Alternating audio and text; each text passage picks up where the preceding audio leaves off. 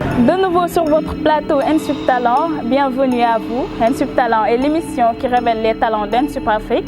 Aujourd'hui, on va vous présenter un nouveau numéro, un nouveau talent, Mass Diong, étudiant et styliste en même temps. Bonjour. Bonjour. Je vais vous laisser le soin de vous présenter et de présenter votre marque. Merci beaucoup.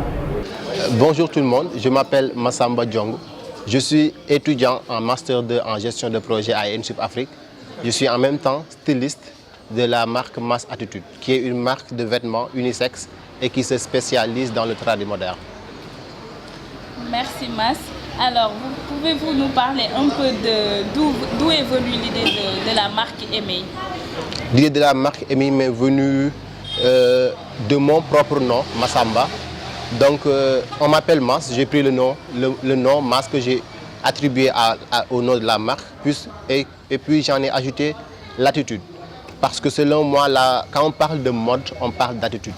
La mode est une question d'attitude, donc j'apporte ma touche personnelle à la mode. C'est pour cela que j'ai pris le nom Mass Attitude. D'accord. Alors, pouvez-vous nous parler un peu de vos spécialités? Comme je vous l'ai dit tantôt, je me spécialise sur le tradi moderne, des tenues pour hommes et pour femmes. J'ai fait des tenues africaines comme celles que je porte aujourd'hui pour les hommes. Aussi, j'ai fait des tenues occidentales, comme des costumes italiens, ainsi de suite. Pour des événements aussi, je confectionne des robes de mariée. Je confectionne aussi des tenues de bureau, ainsi de suite, pour les femmes et pour les hommes aussi. Aussi, je tiens à préciser que la marque est aussi pour les enfants. Je confectionne des habits pour enfants aussi. D'accord. Et qu'en est-il du processus de la confection de vos tenues? Comment ça se passe? Naturellement, ça commence par des croquis, des dessins, je veux dire, qui est fait par moi-même du moins. Et par la suite, j'ai recruté des tailleurs qui font la couture. Mais cela ne veut pas dire que moi non plus, moi je ne fais pas la couture. Parce que j'ai appris la couture depuis 2008. Donc je peux dire que je m'y connais. J'ai fait la couture, mais puisque il y a les cours à côté, je ne peux pas faire les deux à la fois. Du coup, il faut que j'ai quelqu'un qui va m'aider sur la couture. Je fais le dessin, la coupe, et après j'explique le modèle aux tailleurs qui vont faire la couture de certaines tenues. Voilà.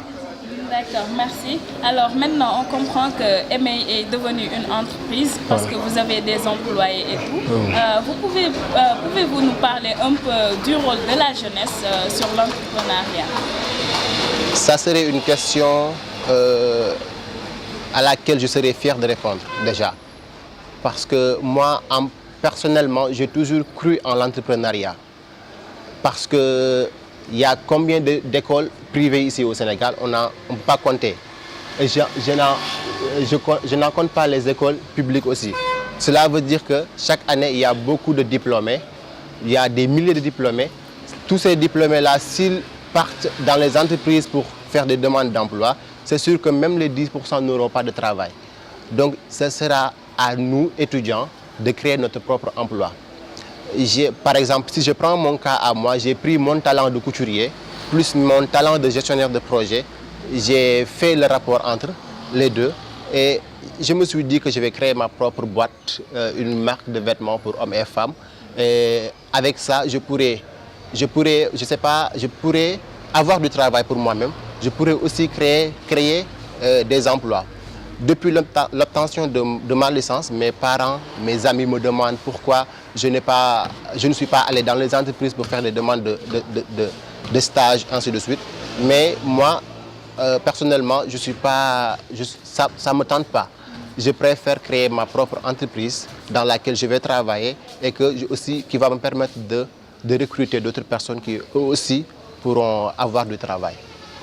D'accord. Bon, avant-dernière question, pouvez-vous nous parler un peu du marketing de votre marque? Comment vous gérez, comment vous faites pour vous faire connaître? Déjà, j'ai commencé par l'ouverture d'une page Facebook. Le nom de la page, c'est Mass Attitude. Après, par la suite, on a créé une autre page qui s'appelle Mass Attitude, la boutique. Après, on est présent sur tous les réseaux sociaux, je veux dire. On est sur Instagram, sur Pinterest, partout, tous les réseaux sociaux. Et voilà, ce sont les canaux qu'on utilise pour atteindre nos cibles. Aussi, on organise des événements. Par exemple, la Tabaski passée, j'avais organisé un shooting qu'on a intitulé Wanel Sastanjse avec Mass Attitude, qui était un événement qui donnait l'opportunité aux clients de MA, mais aussi aux autres personnes de venir assister à cet événement et de montrer leurs vêtements de la Tabaski. Bon, nous savons tous que l'entrepreneuriat est la meilleure manière de se développer. Vu que vous êtes étudiant, comment vous avez fait pour trouver des fonds pour démarrer votre business? Ça a été difficile pour moi. D'ailleurs, au tout début, puisque c'était une passion, je ne pouvais pas m'en passer. Par exemple, j'allais chez des amis couturiers qui me prêtaient leurs machines et je faisais la couture chez eux. Mon père a su ça de moi. Il savait que je ne pouvais pas laisser la couture. Un jour, il m'a appelé et il m'a demandé s'il achète une machine pour moi. Est-ce que je vais continuer la couture? J'étais en première année en licence. Je lui ai expliqué que je suis spécialisé en administration des entreprises. Je lui ai expliqué que je voulais mettre en pratique les cours que j'apprenais à la fois. Donc, je lui ai promis que s'il m'achetait la machine, je n'allais pas laisser les études par terre. Donc, il m'a acheté une machine pédale à 60 000 francs avec laquelle j'ai débuté.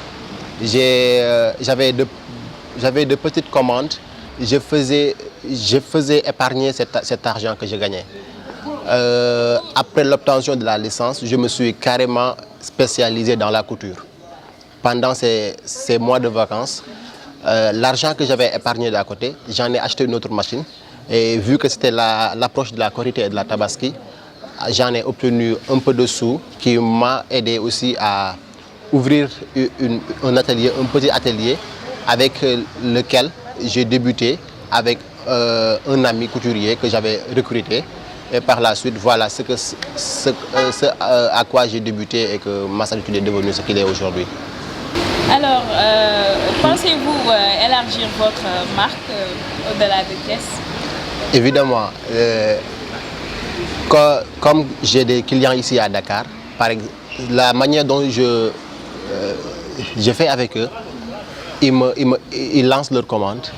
Je fais les habits à Thiès, après je leur livre ici à Dakar. Ça est devenu un problème pour moi, donc je prévois, ou bien j'ai des projets d'installation ici à Dakar et dans les autres régions comme à Saint-Louis, parce que la plupart de mes clients qui ne sont pas de Thiès sont de Dakar, de Saint-Louis et de Saly, de Mbour, je veux dire. Donc j'ai des projets d'installation dans les régions autres que Thiès. D'accord. Bon, dernière question avant de boucler ce numéro. Dites-nous d'une manière plus explicative comment vous managez vos cours et votre boulot de couturier, surtout que vous êtes en master. C'est une question qui revient tout le temps, je veux dire. Les gens, quand ils me voient dans mon atelier et qu'après je leur dis que je vais faire des cours, ils n'y croient pas. Ils pensent que je ne peux pas faire les deux à la fois. Mais comme je vous l'ai dit tantôt, j'ai commencé à apprendre la couture depuis 2008 du moins. Et là, on est en 2018, ça fait 10 ans donc. Et durant ces 10 ans, j'ai essayé de manager les deux sans que la couture, ni les études ne piétinent l'autre. Donc, selon moi, chaque chose a son temps. La couture a son temps.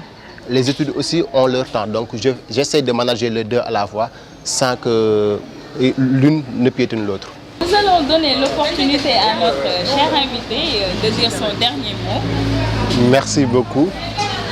Déjà, je vous remercie pour l'invitation. Ce fut un plaisir de partager cette émission avec vous.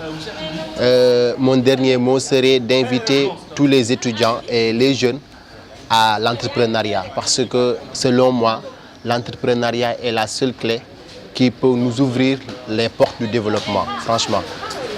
Je remercie aussi ENSUP Afrique pour cette opportunité donnée à nous étudiants de partager nos talents et nos passions pour que les autres puissent en bénéficier. Merci beaucoup et à la prochaine, Inch'Allah. Merci à vous aussi, chers internautes. Ceci met fin à notre émission. Retrouvez-nous sur notre chaîne YouTube ENSUP Campus. Nous vous donnons rendez-vous très prochainement pour un autre numéro.